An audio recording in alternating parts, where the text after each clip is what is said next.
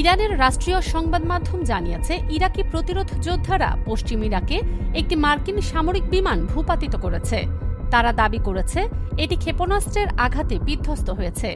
তবে যুক্তরাষ্ট্র এই দাবি দৃঢ়ভাবে প্রত্যাখ্যান করে বলেছে বিমানটি কোনো শত্রুপক্ষীয় হামলায় বিধ্বস্ত হয়নি। ভারতীয় সংবাদ মাধ্যম এনডিটিভির প্রতিবেদন থেকে এই তথ্য জানা গেছে। ইরানি সংবাদ মাধ্যমের দাবি, পশ্চিম ইরাকে আকাশে জ্বালানি সরবরাহকারী একটি মার্কিন KC-135 এরিয়াল রিফুয়েলিং বিমান বিধ্বস্ত হয়েছে। তবে এ ঘটনার সঙ্গে জড়িত দ্বিতীয় বিমানটি নিরাপদে অবতরণ করতে সক্ষম হয়েছে। ইরানের রাষ্ট্রীয় সংবাদ মাধ্যমের তথ্য অনুযায়ী, ইরানের কেন্দ্রীয় সদর দপ্তর খাতামুল আম্বিয়ার মুখপাত্র 12 মার্চ রাতে জানান, পশ্চিম ইরাকের প্রতিরোধ গোষ্ঠীগুলোর ছোড়া ক্ষেপণাস্ত্রের আঘাতে মার্কিন সামরিক জ্বালানি সরবরাহকারী বিমানটি ভূপাতিত হয়েছে। প্রতিবেদনে বলা হয়েছে, বিমানে থাকা 6 জন ক্রুর সবাই নিহত হয়েছেন।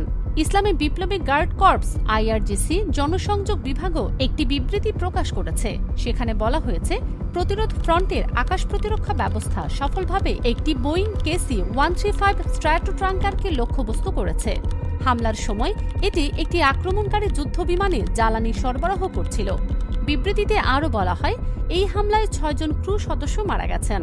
ইরান সমর্থিত সশস্ত্র গোষ্ঠীগুলোর মোর্চা ইসলামিক রেজিস্ট্যান্স ইন ইরাক এই হামলার দায় স্বীকার করেছে।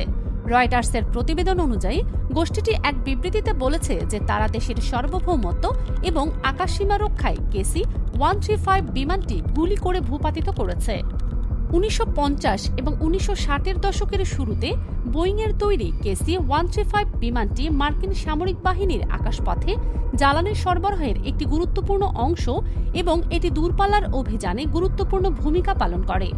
মার্কিন বিমান বাহিনীর মতে, 60 বছরেরও বেশি সময় ধরে সচল থাকা এই বিমানগুলোতে সাধারণত 3 জন ক্রু থাকে, একজন পাইলট, একজন কো পাইলট এবং একজন বুম অপারেটর, যিনি অন্য বিমানে জ্বালানি সরবরাহ নিয়ন্ত্রণ করেন। ইরান ও ইরাকি জনগোষ্ঠীগুলোর দাবি জোরালোভাবে অস্বীকার করে মার্কিন সেন্ট্রাল কমান্ড সেন্টকম এক বিবৃতিতে জানিয়েছে, তারা KC-135 বিমানটি হারানোর বিষয়ে অবগত আছে। তবে তারা দাবি করছে এই ঘটনা কোনো শত্রুপক্ষ বা ভুলবশত নিজেদের হামলায় ঘটেনি। ঘটনাটি এমন এক সময় ঘটল যখন মধ্যপ্রাচ্যে সংঘাত চরম আকার ধারণ করেছে। গত 28 ফেব্রুয়ারি থেকে ইরান অভিমুখে যুক্তরাষ্ট্র ও ইসরায়েলের হামলা শুরুর পর থেকে এ পর্যন্ত 7 মার্কিন সেনা নিহত হয়েছে বলে দাবি আমেরিকার। তবে ইরানের দাবি, এরই মধ্যেই অন্তত 6 শতাধিক মার্কিন সেনা হতাহত হয়েছে। ফারজানা মৌসুমী, দুতিয়াল।